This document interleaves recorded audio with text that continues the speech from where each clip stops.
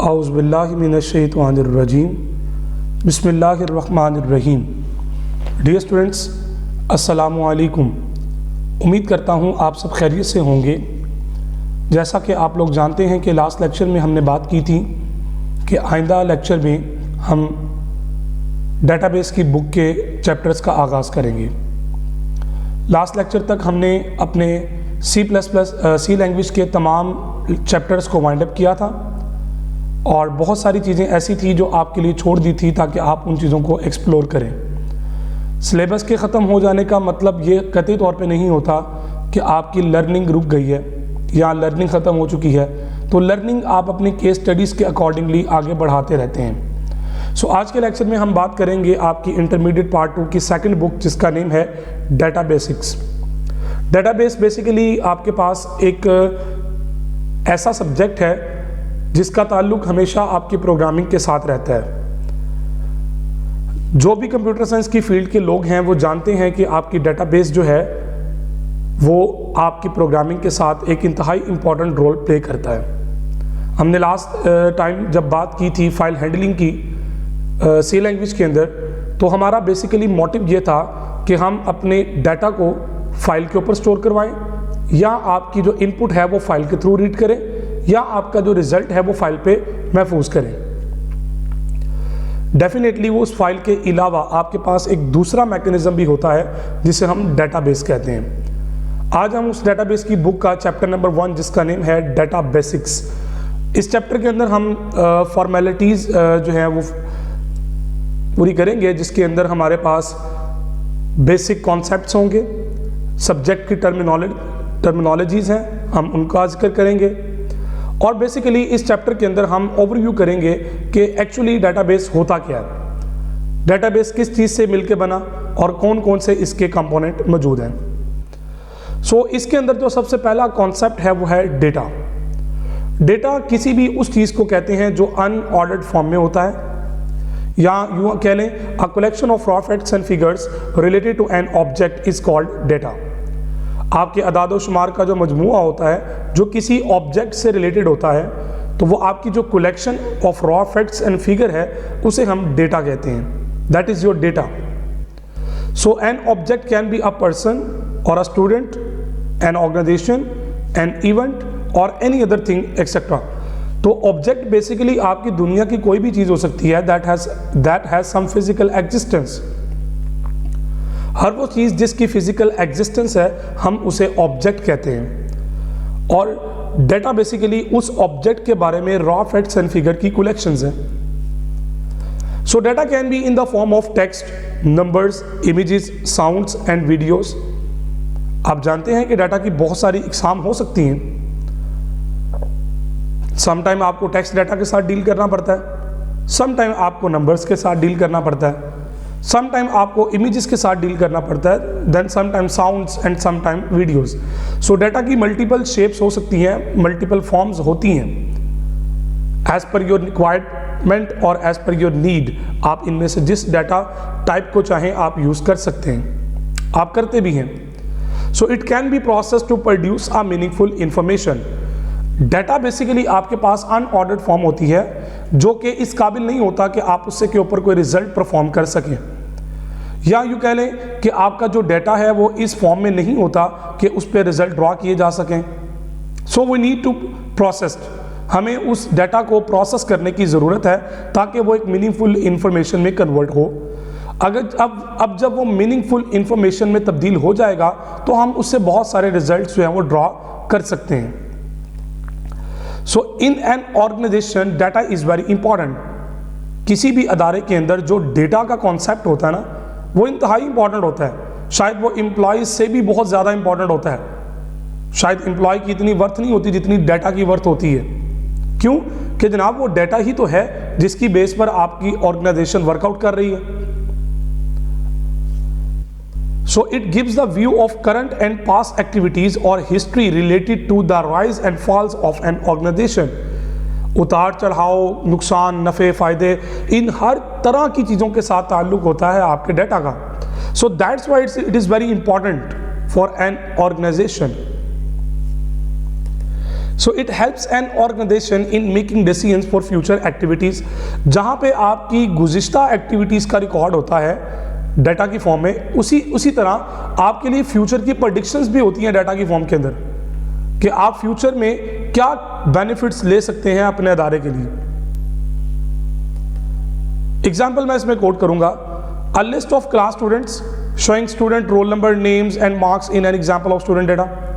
एक क्लास का डाटा क्या है कि एक क्लास के अंदर स्टूडेंट हैं, उन स्टूडेंट के रोल नंबर हैं, उनके नाम हैं, उनके मार्क्स हैं, उनके सब्जेक्ट डिटेल्स है, these are the detail of a student, so that is a data of a class, या स्टूडेंट का डाटा या data of students. So this type of data may be collected to prepare the result of an examination of student. हो सकता है कि आपके अदारे ने आपका जो रिकॉर्ड स्टोर किया है वो आपके एग्जामिनेशन को डील करने के लिए किया हो, आपका रजिस्ट्रेशन रिकॉर्ड मेंटेन किया ताकि आपके एग्जाम्स का रिकॉर्ड मेंटेन किया जा सके। सो इसी तरह डाटा के अल्टरनेटिव एक कॉन्सेप्ट होता है जिसे कहते हैं इंफॉर्मेशन। अब इंफॉर्मेशन की हमने बात थोड़ी देर पहले की कि डाटा को प्रोसेसिंग की ज़रूरत होती है ताकि वो मीनिंगफुल इंफॉर्मेशन में तब्दील किया जा सके, ताकि हम उससे बेनिफिट्स ले सकें। तो जनाबे वाला इंफॉर्मेशन उसकी कन्वर्टेड, उसकी ट्रांसलेटेड, उसकी अरेंज्ड ऑर्डर्ड फॉर्म है डाटा की। तो आपके डाटा का जो कन्वर्टेड वर्जन है उसे हम इंफॉर्मेशन कहते हैं। So the process data is called information. जो ट्रांसलेटेड वर्जन होता है, कन्वर्टेड वर्जन होता है, it provides the useful meanings. अब मिसाल के तौर पर जी आपके कॉलेज में जो एडमिशन्स हो रहे थे तो एडमिशन ऑफिस वालों ने आपके फॉर्म कलेक्ट करते गए, सो दैट इज डाटा। उस फॉर्म्स की लिस्ट को देखकर नहीं अंदाजा लगाया जा सकता कि क्लास में कौन से क्लास में कितने स्टूडेंट हैं। सो उसके लिए डाटा को क्या करना पड़ेगा, प्रोसेस्ड करना पड़ेगा, यानी कि अरेंजमेंट करनी पड़ेगी। आपके एडमिशन फॉर्म्स को सेग्रीगेट करना पड़ेगा, ICS के अलग, ICOM के अलग, FA के अलग, FSC के अलग, फिर FSC में प्री मेडिकल के अलग, प्री इंजीनियरिंग अलग, इसी तरह ICS में फिजिक्स के अलग, स्टैटिस्टिक्स के अलग। सो जब ये सेपरेशंस हो जाएगी तो उसके बाद जो फॉर्म आएगी उसे हम कहते हैं दैट इज अवर इंफॉर्मेशन। अब वो डाटा नहीं है, अब वो इंफॉर्मेशन में कन्वर्ट हो चुका है, क्योंकि वो जो फॉर्म्स को सेपरेट करने का जो प्रोसेस आपने किया उसे हम प्रोसेसिंग कहते हैं। और डाटा पर प्रोसेस करने के बाद आपको जो रिजल्ट मिलता है हम उसे इंफॉर्मेशन कहते हैं। So data is use as a input for processing and information is the output of this processing. वो जो प्रोसेसिंग जिसकी मैं बात कर रहा हूं उसके लिए इनपुट क्या है, डाटा, और उसकी आउटपुट क्या है, इंफॉर्मेशन। सो ये एक डायग्रामेटिक व्यू मैंने आपको दिखा दिया डायग्राम की फॉर्म के अंदर, के डाटा मिलता है प्रोसेसिंग को, प्रोसेस करने के बाद डाटा कन्वर्ट हो जाता है आपकी इंफॉर्मेशन के अंदर। Now it's time to compare data versus information, कि डाटा और इंफॉर्मेशन में मेजर क्या डिफरेंसेस हैं। So data is a raw facts and figures. Data आपका रॉ फैक्ट्स एंड फिगर है, इंफॉर्मेशन उसकी जो है वो प्रोसेस फॉर्म है, ट्रांसलेटेड वर्जन है, कन्वर्टेड वर्जन है। So data does not gives the useful and proper meanings. Data आपको प्रॉपर मीनिंग्स नहीं देता चूंकि वो अनऑर्डर्ड है, अनअरेंज्ड है, लेकिन इंफॉर्मेशन आपको प्रॉपर मीनिंग भी प्रोवाइड करता है और आपके लिए यूजफुल भी होता है क्योंकि वो सॉर्टेड होता है, अरेंज्ड होता है। So data is the input for processing. Data आपकी प्रोसेसिंग के लिए क्या है, एक इनपुट है, और जो इंफॉर्मेशन है वो आपकी प्रोसेसिंग की आउटपुट है। Information is the output of processing. इसी तरह data does not depend on information and data is a huge in volume. Data size में बहुत बड़ा होता है। सो information depends on data. So data किसी भी इंफॉर्मेशन के ऊपर डिपेंड नहीं कर रहा होता, लेकिन जो इंफॉर्मेशन है वो आपके डाटा के ऊपर डिपेंड करती है, क्योंकि इंफॉर्मेशन ट्रांसलेटेड वर्जन है डाटा का, कन्वर्टेड वर्जन है। इसी तरह डाटा आपका ह्यूज होता है, वॉल्यूम के अंदर साइज में बहुत ज्यादा होता है, बट इंफॉर्मेशन शॉर्ट होती है। क्यों? कि जनाब वो अरेंज हो चुका है, सॉर्ट हो चुका है, आपने उसको ऑर्डर्ड फॉर्म में शिफ्ट कर दिया है, that's why it's too short. So आमतौर पर आपकी जो इंफॉर्मेशन होती है वो शॉर्ट होती है। मिसाल के तौर पर जी आपने एडमिशन कलेक्ट कर रहे थे, स्टूडेंट इकट्ठे कर रहे थे आप किसी एक्टिविटी के लिए, तो दैट इज योर डाटा। आपने को 200-300 स्टूडेंट का रिकॉर्ड इकट्ठा किया, आपसे पूछा जाता है how many students are willing, तो आप कहते हैं 300, तो इंफॉर्मेशन तो सिर्फ एक वर्ड के अंदर मिल गई, लेकिन डाटा की जो कलेक्शन थी उसके लिए मे बी पॉसिबल कि आपको महीना डेढ़ लग गया हो, मे बी साल लग चुका हो। सो डाटा प्रोसेसिंग और ऑपरेशंस ऑन डेटा, या आप डाटा प्रोसेसिंग कह लें, या आपके डाटा के ऊपर जो ऑपरेशंस होते हैं ना, एक्चुअली वो भी आपकी डाटा प्रोसेसिंग ही होती है, क्योंकि डाटा उसके अंदर प्रोसेस्ड हो रहा होता है। वो जो डाटा के ऊपर आप ऑपरेशंस अप्लाई करते हैं, एक्चुअली वो डाटा के ऊपर प्रोसेसिंग अप्लाई हो रही होती हैं। So a series of actions and activities performed on data to convert it into meaningful information is called data processing. कि आपके ऑपरेशंस की पूरी सीरीज और एक्टिविटीज की लिस्ट जो आप अपने इंफॉर्मेशन में कन्वर्ट करने के लिए आप डाटा के ऊपर जो परफॉर्म कर रहे हैं, operations, actions, activities, methods, so these conversions are called data processing. वो जो प्रोसीजर है जिसके अंदर आप डाटा को इंफॉर्मेशन में कन्वर्ट कर रहे हैं, that is called data processing. So it is also called the operations on data, चूंकि आप डाटा के ऊपर प्रोसेस्ड कर रहे होते हैं, so that's why it's called operations on data. So in electronic data processing software is used to process data.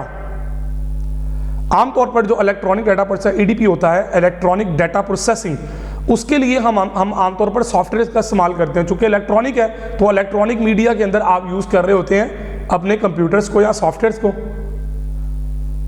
तो वो सॉफ्टवेयर बेसिकली कन्वर्ट करते हैं आपके डाटा को इंफॉर्मेशन में। Software converts data into meaningful information, और वो सॉफ्टवेयर ही होते हैं जो आपके डाटा को कन्वर्ट करते हैं इंफॉर्मेशन की फॉर्म के अंदर। सो अब डाटा के प्रोसेसिंग में कौन कौन सी एक्टिविटीज इन्वॉल्व हो सकती हैं या होती हैं, मतलब वो कौन कौन सी एक्टिविटीज हैं जिनके ऊपर डाटा की प्रोसेसिंग होती है। So basic activities that are involved in data processing are as data की capturing, data की manipulation and managing the output results। सबसे पहला काम क्या है? डाटा की कैप्चरिंग करना, डाटा को कैप्चर करना, इकट्ठा करना, कलेक्ट करना। जब आप डाटा कैप्चर करते हैं, कलेक्ट करते हैं ना, तो उसके बाद फिर आप मैनिपुलेशंस करते हैं, ऑपरेशंस परफॉर्म करते हैं, फिर उसके बाद आप अपने आउटपुट के रिजल्ट्स को जो मैनेज करते हैं, कौन सी आउटपुट कहाँ दिखानी है और किस आउटपुट का क्या मकसद है। सो इसके अंदर पहला जो कंपोनेंट है that is called data capturing. So हम इसकी बात करते हैं कि डाटा कैप्चरिंग क्या चीज है। The process of collecting data and recording it in the form such that it can be processed easily is called data capturing. आपको एक टास्क दिया गया कि आप अपने कॉलेज के बाहर खड़े हों और हर गुजरने वाले से पूछें डू यू स्मोकिंग और नॉट। वो अगर यस नो करे आप नोट करते जाएं। Ultimately the day of end आप बताएं कि हाउ मेनी या how much percentage in percentage how much peoples use smoking, percentage में आप आंसर करें कितने परसेंट ऐसे लोग हैं जो स्मोकिंग करते हैं। तो उसके लिए आप जो कलेक्शन कर रहे हैं दैट इज डाटा कैप्चरिंग। हर गुजरने वाले से जो क्वेश्चनिंग कर रहे हैं, इंटरव्यू कर रहे हैं, that is your data capturing. So data is captured before it is processed, और हमेशा डाटा को प्रोसेस करने से पहले कैप्चर किया जाता है। ये एक लॉजिकली थॉट है कि पहले कलेक्ट करो फिर प्रोसेस करो। तो डाटा की collection that is your data capturing. So data में first be recorded on source document. तो डाटा को पहले आप अपने सोर्स डॉक्यूमेंट क्या होता है, वो जहां से आपने कन्वर्जन शुरू करनी है, आपका पेपर जिसके ऊपर आप लिख रहे थे हर गुजरने वाले की डिटेल, सो उसके ऊपर आप डाटा को पहले रिकॉर्ड करते हैं, एंटर करते हैं, उसमें डालते हैं। So in a computerized system data is entered into the computer through input devices, जैसे कीबोर्ड है, स्कैनर है, वॉइस है तो वॉइस की मदद से, माइक्रोफोन की मदद से, वीडियो है तो कैमरा की मदद से, and recorded on storage devices, और हम उसको परमानेंट या परमानेंट स्टोरेज डिवाइस पे उसको स्टोर कर लेते हैं। However, data can be also be collected and recorded automatically into the computer through special input devices, MICR, OCR, optical character recognizer, magnetic ink character recogniser.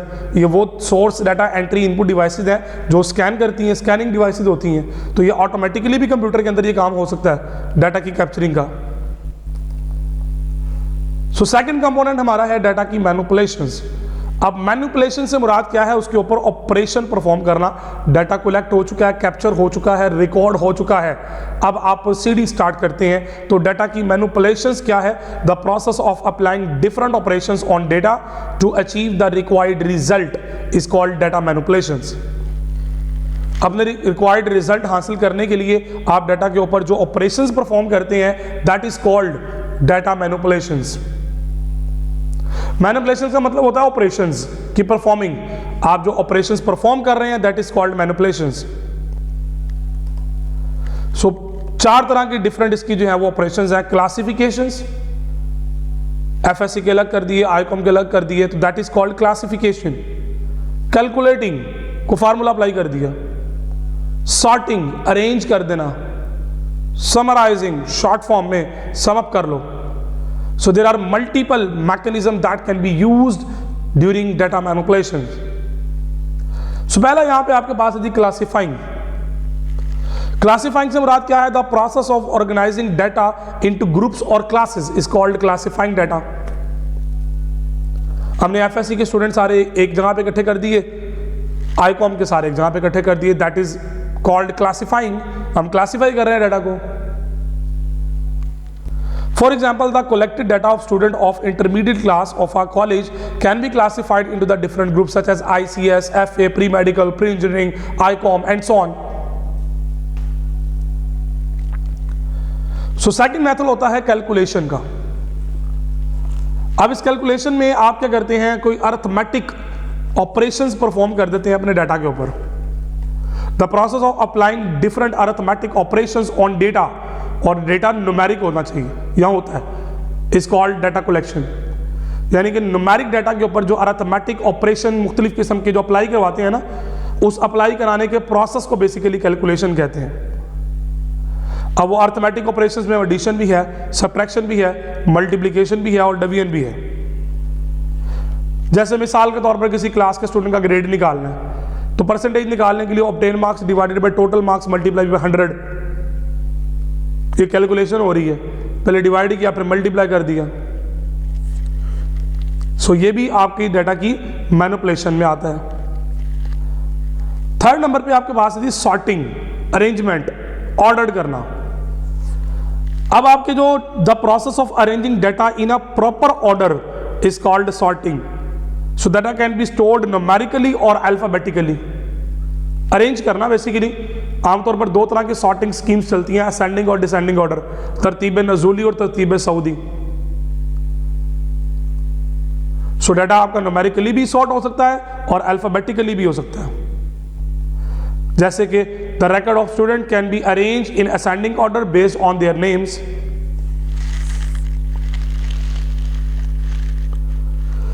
Data की manipulation से related जो चौथा जो इंपॉर्टेंट कंपोनेंट है वो है summarising. Summarising में क्या होता है? The process of preparing summary of a large amount of data in a more concise and usable form is called summarizing. Concise short form के अंदर जो रिजल्ट प्रोवाइड किए जाते हैं। For example, the data of student of a college can be summarize in a following ways. जैसे total number of student appeared in examination, total number of students passed and failed in an examination, number of students passed in computer science subject। so इस तरह के multiple summarising details result हो सकती हैं। Short form में summarising को हम आमतौर पर रिपोर्टिंग भी कहते हैं। ये रिपोर्ट्स प्रोवाइड करता है।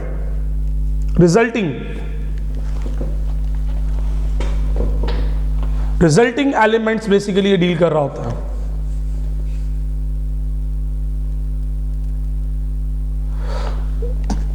तीसरा जो इंपॉर्टेंट डाटा की प्रोसेसिंग की एक्टिविटी है वो है मैनेजिंग आउटपुट रिजल्ट्स। आपको रिजल्ट मिल गए, अब आपने उनको मैनेज करना है। तो बेसिकली आपका जो प्रोसेस है जिसमें आप डाटा को स्टोर करते हैं अपनी सेकेंडरी स्टोरेज डिवाइस के ऊपर, इस प्रोसेस को बेसिकली मैनेजिंग रिजल्ट आउटपुट कहते हैं। कि आप अपने आउटपुट रिजल्ट को मैनेज कर रहे हैं। The process of managing output result properly is called managing output result.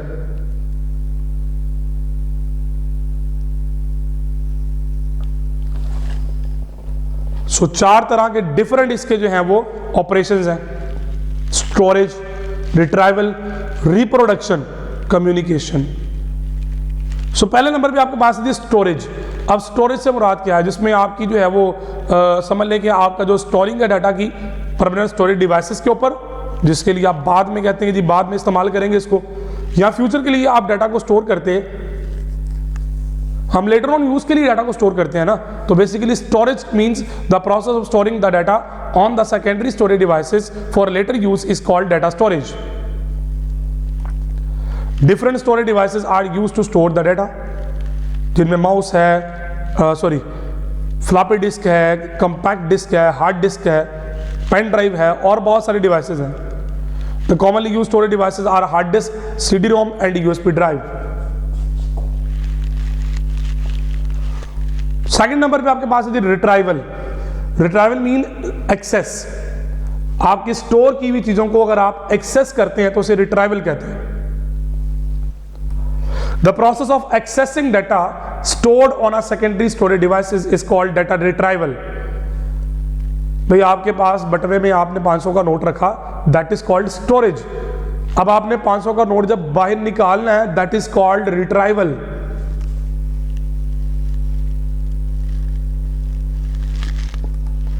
The data is retrieved for different purposes।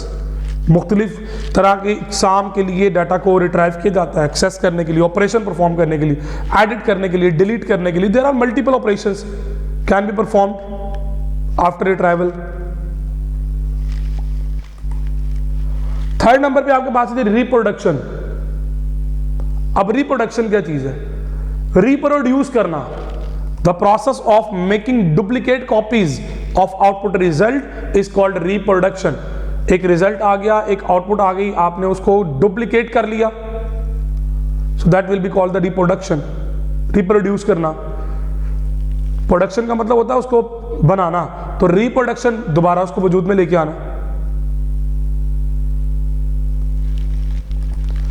Usually the output result is reproduced to distribute it to different persons और user. Exam वालों को बच्चों की detail चाहिए, वो जिनकी fees clear है। Accounts को कंप्लीट डाटा चाहिए।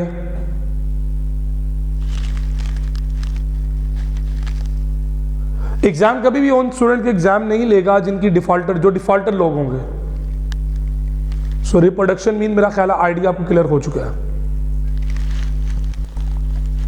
And the last one that is communication. The process of transferring data from one location to another is called data communication। आप data basically communicate हो रहा है from one location to another। Today computer networks are mostly used for transferring data from one place to another। इस काम के लिए आमतौर पर हम कंप्यूटर नेटवर्क्स का बहुत सारा इस्तेमाल करते हैं। For example, results of student of a college can be communicated through internet via web page और email। जैसे 22 लाहौर वाले या 22 गुजरा वाले या board of intermediate and secondary education वाले अपनी वेबसाइट पे देते हैं रिजल्ट, अपना रोल नंबर एंटर करें, वहां से रिजल्ट ले लें। फाइनली आज के लेक्चर में हमने डाटा की डेफिनेशन को देखा, इंफॉर्मेशन को देखा, डाटा प्रोसेसिंग को देखा, उसके बाद हमने डाटा की कैप्चरिंग को देखा, फिर डाटा की मैनिपुलेशंस और लास्ट पे हमने अपने आउटपुट रिजल्ट्स को मैनेज करने के डिफरेंट सोर्स देखे, मैकेनिज्म्स देखे। उम्मीद करता हूं कि आज के लेक्चर को आप लोगों ने अच्छे तरीके से कवर अप किया होगा। क्वेश्चन करना मत भूलिएगा। अपना बहुत सारा ख्याल रखिएगा, दुआओं में याद रखिएगा। अल्लाह हाफिज।